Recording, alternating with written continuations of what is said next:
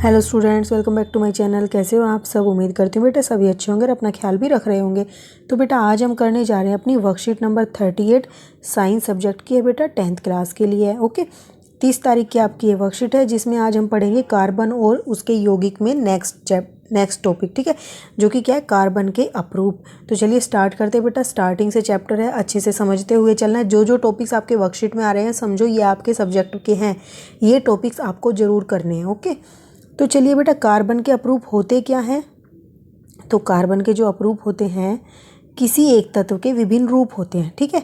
जो अपरूप का मतलब क्या होता है कि किसी के एक से अधिक रूप होना, ठीक है, जिनके भौतिक गुणधर्म अत्यंत भिन्न होते हैं जबकि उनके रासायनिक गुणधर्म एक समान होते हैं, ठीक है। तो बेटा ऐसे समझो कि क्या है बेटा, भौतिक गुणधर्म का कि उसका आकार हो गया, बाहर से जैसा दिखता है उसका जो ये स्ट्रक्चर हो गए बेटा, जो ठीक है, संरचनाएं हो गई, ये सारी चीज़ें जो भौतिक हैं, ठीक है, तो उनके भौतिक गुणधर्म अलग होते हैं सब दोनों से। जो अपरूप होते हैं वो रूप अलग अलग होते हैं, लेकिन जो उनकी क्रियाएँ होती हैं वो होती है, रासायनिक जो गुणधर्म होते हैं वो एक जैसे होते हैं, ठीक है। तो चलिए क्या क्या डिफरेंस होते हैं बेटा और कौन से अपरूप है कार्बन के? तो कार्बन के यहाँ पर आपको दो अपरूप का डिफरेंस दिया गया है, बाकी तो 3 अपरूप होते हैं जो आपको नीचे दिखाए गए हैं, ठीक है। तो पहले 2 के बारे में जानते हैं। फर्स्ट क्या है, संरचना बेटा कैसी है, एक दूसरे के ऊपर व्यवस्थित षटकोणीय तल होता है। तो ग्रेफाइट में बेटा देखो क्या होता है, एक दूसरे के ऊपर व्यवस्थित, यहाँ आप देख रहे हो ये जैसे इस तरीके का आकार है, ये षटकोणीय है, ठीक है, यानी कि इसके क्या है बेटा, 6 कोने हैं, ठीक है। तो षटकोणीय है ये इस तरीके से। और इसके ऊपर बेटा देखो, इसके ऊपर इस तरीके से जैसे आप अपनी उसमें बनाते हो ना, मैथ में इस तरीके से बनाते हो, एक बॉक्स बनाते हो, क्यूबॉइड बनाते हो आप इसका, ठीक है। तो इस तरीके से जैसे ये होते हैं, एक ये नीचे की सतह हो गई, ये ऊपर की हो गई, तो इसी तरीके से ये नीचे है और ये इसके ऊपर है, इस तरीके से ये व्यवस्थित होते हैं एक दूसरे के ऊपर। और जो हीरा होता है बेटा, ये होता है दृढ़ त्रिआयामी संरचना, ठीक है। तो ये दृढ़ त्रिआयामी संरचना का होता है। तो ये यहाँ पर आपको दिखाई गई है इसकी संरचना। मतलब क्या होता है बेटा, ये देखो बीच में एक है, इससे ये किससे अटैच है, ये 4 तरीके के उनसे अटैच है, इसको इंग्लिश में बोलते हैं टेट्राहेड्रल, ठीक है। मतलब कि 4 कोनों से ये क्या होता है, दूसरे मतलब कि परमाणुओं से अटैच होता है या संयोजित होता है, ठीक है, या उनके साथ आबंध बनाता है। अब आबंधन क्या है बेटा, कार्बन के प्रत्येक परमाणु का आबंधन कार्बन के 3 अन्य परमाणुओं के साथ होता है। इनमें से एक आबंध द्विआबंधी होता है। तो बेटा देखो यहाँ पर तुम देख रहे होंगे, मैं बड़ा करके दिखाती हूँ। तो इसमें क्या बोला है, जो कार्बन है ये एक इसका कार्बन है, ठीक है, ग्रेफाइट का। इसके जो क्या नाम है, ये हैं, ये 3 अन्य कार्बन के, ये भी कार्बन है बेटा, ठीक है। तो ये अन्य 3 कार्बन के परमाणुओं से आबंधित होता है और जिसमें से क्या होता है बेटा, इन तीनों में से किसी भी एक में, ठीक है, क्या होता है, द्विआबंध होते हैं। तो मान लो जैसे इसमें हुए, तो इस तरीके से एक के अंदर द्विआबंध बनाता है और बाकी जो 2 हैं उनके साथ एक आबंध बनाता है, एकल आबंध। तो इस तरीके से इसके चारों इलेक्ट्रॉन कंप्लीट हो जाते हैं सहसंयोजिकता के साथ, ठीक है। तो ये इसमें डिफरेंस है। और इसमें क्या है बेटा, इसमें कार्बन के प्रत्येक परमाणु कार्बन के 4 अन्य परमाणुओं के साथ आबंधित होते हैं।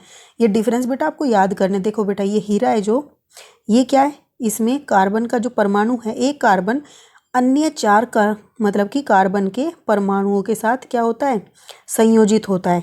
तो इसमें तो एकल एकल आबंध बनेगा क्योंकि 4 ही बना सकता है ये, और चारों के साथ अटैच है अन्य तत्वों के या कार्बन के परमाणुओं के साथ, जबकि इसमें ये 3 के साथ ही था, ठीक है। तो ये बात बताई गई है आबंधन में। फिर बताया बेटा कि रूप में क्या होते हैं, ये चिकने होते हैं और फिसलनशील होते हैं। तो बेटा आप अपनी पेंसिल को देखोगे, पेंसिल की जो लेड होती है उसको आप टच करके देखोगे तो फिसलन सी होती है ना, चिकनी चिकनी। और देखो बेटा हीरे का क्या होता है, ये सर्वाधिक कठोर पदार्थ ज्ञात होता है, ठीक है। तो वो तो फिसलनशील था बेटा, जैसे आप चिकना होता है, उसकी जो सतह होती है वो चिकनी होती है रूप में, और ये कैसा होता है, कठोर होता है। ओके, अब यहाँ पर बेटा देखो चालकता के रूप में देखेंगे तो जो ग्रेफाइट होता है बेटा वो क्या करता है, सुचालक होता है। हम पढ़ चुके, क्यों होता है, क्योंकि इसके अंदर बेटा मुक्त इलेक्ट्रॉन पाए जाते हैं। मुक्त इलेक्ट्रॉन क्यों पाए जाते हैं बेटा, देखो यहाँ पर ये 3 ही आबंध बना रहा है, ठीक है। तो इस तरीके से इसमें क्या है, एक इलेक्ट्रॉन मुक्त पा सकता है, ठीक है, चांस होते हैं। और ये क्या है बेटा, कुचालक होता है। ग्रेफाइट जो क्या नाम है, हीरा होता है, ये कुचालक होता है। अब उपयोगिता देखें तो बेटा ये चिकना होता है, फिसलनशील होता है, तो इस वजह से इसको चिकनेपन के रूप में, स्नेहक के रूप में, चिकनाई के तौर पर यूज किया जाता है। और पेंसिल लेड के अंदर भी इसको यूज किया जाता है, ठीक है, जो कि हमारी पेंसिल में होता है। और ये बेटा किस लिए होता है, अब हीरा सबसे कठोर होता है, तो ये क्या होता है बेटा, काटने वाले जो उपकरण होते हैं उनके अंदर प्रयोग होता है। जैसे कि शीशा होता है बेटा, उसको काटा जाता है इसी से ही, ठीक है। और आभूषण जो होते हैं उसमें भी इसका प्रयोग होता है, तो ये तो सब जानते हो, ठीक है। तो ये तो थे बेटा इनके गुणधर्म थे जो भौतिक आधार पर तुम्हें बताए गए हैं। अब ठीक है, और ये डिफरेंस आपको यहाँ डायग्राम में दिखाए गए, तो आप इसको देख लो, इसको बना सकते हो आप, इनको भी अगर आ जाते हैं डायग्राम। लेकिन एक और बेटा जो इसका तीसरा अपरूप होता है वो होता है बंक मिस्टर फुलेरिन, ठीक है। इसकी संरचना कुछ इस तरीके की होती है, फुटबॉल जैसी, ठीक है। और इसमें देखो बेटा, तुम यहाँ देख रहे होंगे, तो ये कितने हैं, कितने कॉर्नर है इसमें, 5, ठीक है। तो कहीं पर 5 होते बेटा ये, और कहीं पर 6 कॉर्नर होते। तो इस तरीके से ये क्या करते, सहसंयोजकता करके अपना ये आकार गुंबद जैसा बनाते हैं, ठीक है। और जिसको फुटबॉल जैसा आकार भी बोल सकते हैं हम। अब बेटा जानते हैं कि कार्बन की सर्वोत्तमुखी प्रकृति कैसी होती है, ठीक है, या इसको क्यों बोला जाता है। तो सहसंयोजी बंध की प्रकृति के कारण कार्बन में बड़ी संख्या में यौगिक बनाने की क्षमता होती है। तो बेटा देखो ये क्या करता है, सहसंयोजी आबंध बनाता है, आयनिक आबंध बनाता नहीं है, हम पढ़ चुके हैं अपनी लास्ट उसमें। तो इस वजह से ये क्या करता है बेटा, ये कई बड़ी संख्या में यौगिक बनाता है कार्बन के, ठीक है, जिन्हें कार्बनिक यौगिक बोलते हैं या फिर कार्बन यौगिक भी कहते हैं, ओके। अब जो बेटा इसका एक गुणधर्म है वो क्या है, श्रृंखलन। श्रृंखलन का क्या मतलब है, एक श्रृंखला बना देना लंबी। कार्बन में कार्बन के ही अन्य परमाणुओं के साथ आबंध बनाने की अद्वितीय क्षमता होती है, ठीक है, जिससे बड़ी संख्या में अणु बनते हैं और इन गुण को श्रृंखलन कहते हैं। तो इसके अंदर बेटा ये श्रृंखलन का गुण पाया जाता है। ये श्रृंखलन का गुण क्या होता है, कार्बन क्या करते हैं, अपने ही कार्बन के अन्य अन्य जो कार्बन होते हैं उनके परमाणुओं के साथ आबंध बनाने की क्षमता रखता है, ठीक है। और बेटा यहाँ पर एक और बताया गया आपको सिलिकॉन का। तो सिलिकॉन क्या करता है, हाइड्रोजन के साथ यौगिक बनाते हैं जिसमें 7 या 8 परमाणुओं तक की श्रृंखला ही बन सकते हैं, लेकिन ये काफ़ी लंबी बनाता है। लेकिन यह यौगिक अति अभिक्रियाशील होता है। कार्बन कार्बन आबंध अत्यधिक प्रबल होता है। तो कार्बन और कार्बन के बीच में जो आबंध बनता है वो अत्यधिक प्रबल होता है, अतः यह स्थायी होता है। तो बेटा ये मतलब कि स्थायी होता है, अगर ये बन जाता है तो इतनी जल्दी ये मतलब टूटता नहीं है, ठीक है।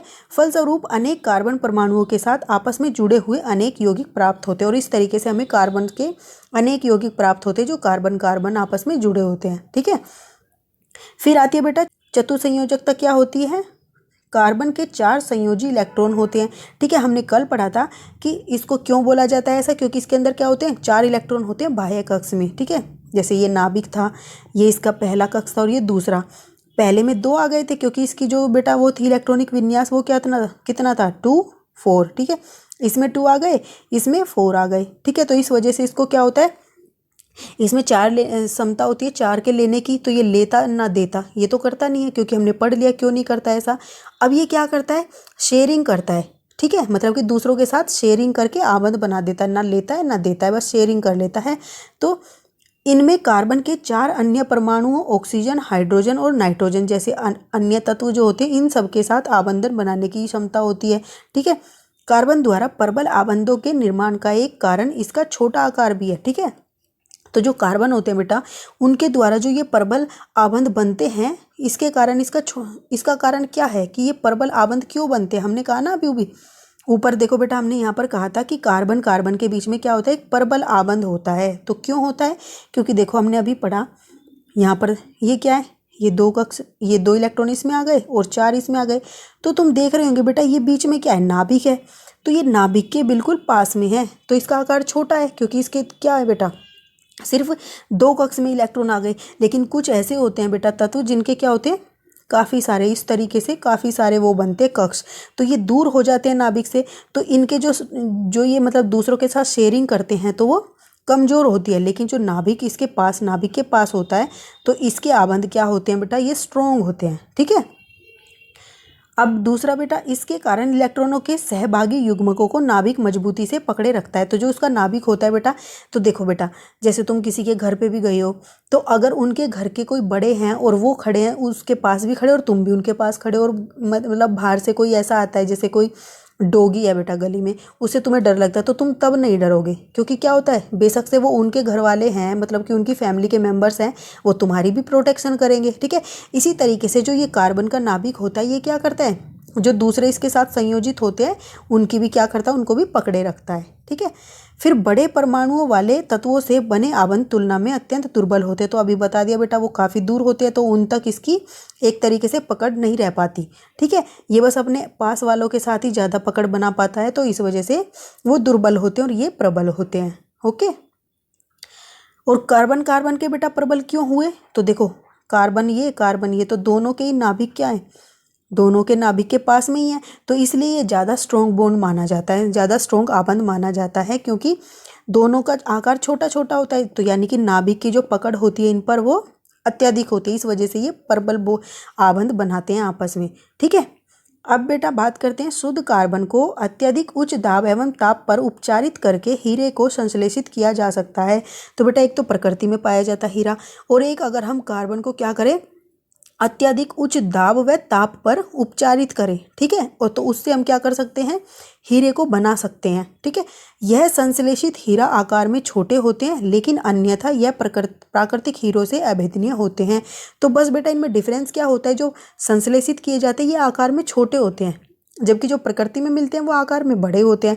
तो बस यही चीज़ है जो इनमें डिफरेंस बताती है, वरना तो हम इनको पहचान नहीं सकते कौन सा संश्लेषित है और कौन सा प्राकृतिक है। ओके, अब बेटा जो तीसरा इसका है अपरूप, उसको पढ़ते हैं। फुलेरिन कार्बन अपरूप का एक अन्य वर्ग है। ठीक है, सबसे पहले C60 या कार्बन 60 की पहचान की गई थी, जिसमें कार्बन के परमाणु फुटबॉल के रूप में व्यवस्थित थे। ठीक है, जो हमने अभी ऊपर देखे। चूंकि यह अमेरिका के आर्किटेक्ट बकमिंस्टर फुलर द्वारा डिजाइन किए गए जियोडेसिक गुंबद के समान लगते थे, तो बेटा उन्होंने जो एक डिजाइन तैयार किया था एक गुंबद का, उसके आकार जैसा लगता था, और उन जिस आर्किटेक्ट ने वो गुंबद का आकार तैयार किया था तो उसी के नाम पर इस अपरूप का नाम रख दिया गया। ठीक है, बकमिस्टर फुलर। ओके, अब बेटा इसलिए इस अणु को फुलेरिन नाम दिया गया। अब देखो फुटबॉल जैसी आकार है बेटा, देखो इसको देखने में ऐसा कैसा लग रहा है, ये फुटबॉल जैसा लग रहा है। ओके, अब बेटा इसके कुछ क्वेश्चन आंसर कर लेते हैं। चलो, कार्बन जो है सर्वोत्तमुखी प्रकृति क्यों दर्शाता है बेटा? हमने अभी पढ़े थे, कार्बन क्या है, कार्बन को इसके दो विशेष गुणों के आधार पर सर्वोत्तमुखी प्रकृति दर्शाता है। ठीक है, कार्बन क्या है, इसको काट देना, कार्बन इसके दो विशेष गुणों के आधार पर सर्वोत्तमुखी प्रकृति दर्शाता है। कौन कौन से वो? एक तो इसमें क्या होती है, सहसंयोजी आबंध बनाने की क्षमता होती है। ठीक है, और दूसरा और क्या होता है बेटा, ये कार्बनिक चतुसंयोजी है। ठीक है, या होता है, क्योंकि इसके बाह्य कक्ष में कितने होते हैं, 4 इलेक्ट्रॉन होते हैं, जिसके कारण यह कार्बन के परमाणु व अन्य तत्वों के परमाणुओं के साथ एकल, यहाँ कोमा लगा लेना, एकल, द्वि व त्रि आबंध बनाने की क्षमता रखता है। ठीक है, और दूसरा बेटा गुण क्या है, कार्बन में कार्बन के ही अन्य परमाणुओं के साथ आबंध बनाने की अद्वितीय क्षमता होती है, जिसके कारण यह एक लंबी श्रृंखला का निर्माण करता है। ठीक है, तो और ये हमने देख ही लिया बेटा कि कार्बन और कार्बन के बीच में क्या होता है, एक प्रबल आबंध होता है। वो क्यों होता है, क्योंकि वो नाभिक की पकड़ उस पर ज़्यादा होती है। ठीक है, तो आप चाहो तो वो भी लिख सकते हो यहाँ पर। अब इसीलिए इसको क्या बोला जाता है, सर्वोत्तमुखी प्रकृति का बोला जाता है, या ये दर्शाता है सर्वोत्तमुखी प्रकृति। ठीक है, इसका मतलब क्या हुआ बेटा कि हर जगह पर कार्बन से बने यौगिक हमें पाए जाते हैं। ठीक है, हर जीवों में पाया जाता है ये, क्योंकि ये आसानी से बनता है, ये स्थायी भी होता है। तो आप ये सारे गुण भी लिख सकते हो इसमें चाहो तो। फिर कार्बन के परमाणु अधिक संख्या में यौगिक क्यों बनाते हैं? तो कार्बन के जो परमाणु हैं अत्यधिक संख्या में यौगिक क्यों बनाते हैं बेटा? तो वो इसलिए बनाते हैं, एक तो क्या होता है, ये स्थायी भी होता है। आप चाहो तो ये भी लिख सकते हो, जो मैंने लिखा वो मैं बताती हूँ। कार्बन में सहसंयोजी आबंध की प्रकृति के कारण, ठीक है, तो ये क्या करता है, सहसंयोजी आबंध बनाता है। तो कार्बन में सहसंयोजी आबंध की प्रकृति के कारण कार्बन के परमाणु अधिक संख्या में यौगिक बनाते हैं। इन यौगिकों को कार्बन यौगिक या कार्बनिक यौगिक कहते हैं। और आप और लिखना चाहो तो इसमें ये लिख सकते हो, कार्बन की श्रृंखलन गुणधर्म व कौन सा, चतुसंयोजी गुणधर्म के कारण। और तीसरा ये लिखना चाहो तो बेटा ये भी लिख सकते हो कि ये क्या होता है, प्रबल आबंध बनाते हैं कार्बन कार्बन के जो होते हैं परमाणु, और दूसरा ये स्थायी होते हैं। तो इन सभी गुणधर्मों के कारण क्या होता है, ये अत्यधिक यौगिक बनाते हैं, या फिर बोल सकते हो कार्बन के परमाणु अधिक संख्या में यौगिक बनाते हैं। ठीक है, तो इनमें से आप और भी पॉइंट्स लिखना चाहो तो लिख सकते हो आप। ओके, फिर फुलेरिन में कार्बन परमाणुओं की न्यूनतम संख्या एवं उसका आकार बताइए। तो हमने अभी बेटा पढ़ा था कि फुलेरिन में क्या था, कार्बन 60, ठीक है। तो फ्लोरीन में कार्बन परमाणुओं की न्यूनतम संख्या क्या थी? 60 थी, ठीक है। और उसका आकार कैसा था? फुटबॉल के जैसा था, ठीक है। आप ये सी हटा देना यहाँ से। तो कितनी थी? 60 थी, ओके। अब फोर्थ क्वेश्चन क्या है बेटा कि एक बच्चा दोनों ओर से पेंसिल छीलकर बैटरी को दोनों टर्मिनलों से जोड़ देता है, क्या परिपथ में विद्युत धारा प्रवाहित होगी? तो कारण बताइए अगर होगी तो बेटा क्या बोला है, ये पेंसिल है, ठीक है। इस तरीके से इसने इधर से भी इसको छील दिया, इधर से भी छील दिया, और यहाँ पर एक बैटरी को अटैच कर दिया इस तरीके से। तो अब ये बोला गया क्या इसमें से विद्युत प्रवाहित होगी? तो बेटा जो होता है बल्ब लगाकर यहाँ पर चेक कर सकते हो, ठीक है। तो वो ग्लो करेगा, ओके। तो ऐसा क्यों होगा? क्योंकि हमने क्या कहा था बेटा कि ग्रेफाइट क्या होता है? विद्युत का सुचालक होता है। और वो क्यों होता है सुचालक? हाँ, परिपथ में विद्युत धारा प्रवाहित होगी क्योंकि ग्रेफाइट विद्युत का सुचालक है, क्योंकि इसमें मुक्त इलेक्ट्रॉन पाए जाते हैं जिसके कारण यह विद्युत का चालन करता है। तो इसमें बेटा मुक्त इलेक्ट्रॉन पाए जाते हैं जिसके कारण ये क्या करता है? विद्युत का चालन करता है, ओके। तो आप ये सब लिख सकते हो। और इन जो पहले दूसरे पॉइंट है बेटा, अगर आप इसको इनमें कुछ और भी ऐड करना है तो आप पॉइंट्स ऐड कर सकते हो, जैसे कि कार्बन क्या होता है? कार्बन के बने आबंध स्थायी होते हैं, ठीक है। तीसरा, कार्बन क्या होते हैं? जो कार्बन कार्बन के बीच में जो आबंध होता है वो प्रबल होता है। क्यों होता है? क्योंकि उन पर नाभिक की जो पकड़ होती है वो अधिक होती है और ये आकार में छोटे होते हैं। तो ये सब भी आप लिख सकते हो। अगर ज़्यादा नंबर में आता है तो छोटे में पूछा जाए तो आप इतना ही लिख देना, ओके। तो ये थी बेटा आपकी आज की वर्कशीट। उम्मीद करती हूँ आपको अच्छे से समझ आ गई होगी। फिर भी कोई डाउट रह जाए तो आप मेरे से कमेंट बॉक्स में पूछ लेना। इस वीडियो में इतना ही। अपना नेक्स्ट टॉपिक हम अपनी नेक्स्ट वीडियो में करेंगे। तब तक के लिए ऐसे हंसते रहिए, मुस्कुराते रहिए, पढ़ते रहिए और आगे बढ़ते रहिए। Thank you.